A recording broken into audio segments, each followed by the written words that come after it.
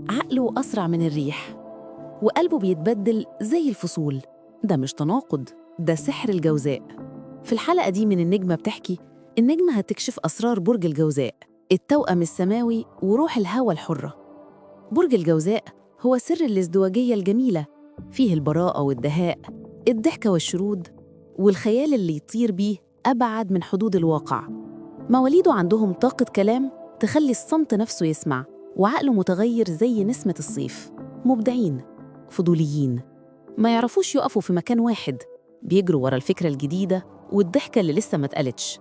لكن ورا خفتهم في روح بتدور على التوازن، على اللي يفهمهم من غير ما يحبسهم.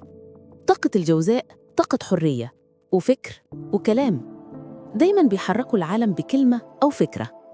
ورسالة النجمة لبرج الجوزاء: خلي خيالك يطير، بس لما ترجع افتكر إنك محتاج تسمع صوت قلبك كمان.